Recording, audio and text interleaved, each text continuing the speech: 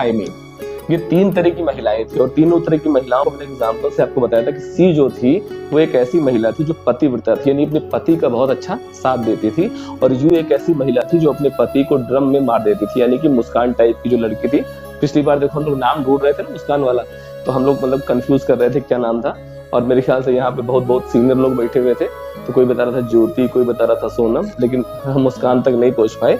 तो यू जो थी वो कौन सी थी? मुस्कान। यानी कि यू जहां पर भी रहेगी वो अपने पति को मार देगी, वो बर्दाश्त नहीं करेगी, वो किसी न किसी तरीके से उस स्ट्रक्चर को क्या कर देगी?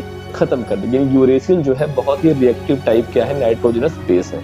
तीसरा क्या था हमारा? टी। तीनों में डिफरेंस क्या था? अगर हम सी में NH2 जोड़ दिए तो हमारा क्या बन गया? साइटोसिन। NH2 निकाल दिया तो क्या बन गया? यूरेसिल। और इसी यूरेसिल में अगर हमने CH3 जोड़ दिया तो क्या बन गया? थायमीन। ठीक। और हमने बताया था कि जो A है वो हमेशा शादी करता है किससे? T से, और G जो है शादी करता है किससे? C से। अगर RNA की बात करेंगे तो G वहां शादी करे किससे? U से। और हमने बताया था कि A और T के बीच में जो बॉन्ड होता है वो कैसा होता है? Double bond. और G और C के बीच में या G और U के बीच में ट्रिपल बॉन्ड बनता है, और इस बॉन्ड को हम बोलते हैं हाइड्रोजन बॉन्ड।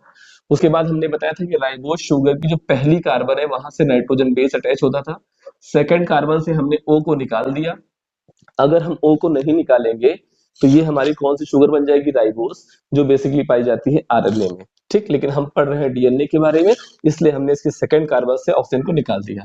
जो हमारा थर्ड कार्बन था, इस कार्बन पे एक OH ग्रुप और लगा होता है, और यही OH ग्रुप जो है बेसिकली रिस्पॉन्सिबल होता है DNA के नए न्यूक्लियोटाइड को इसमें जोड़ने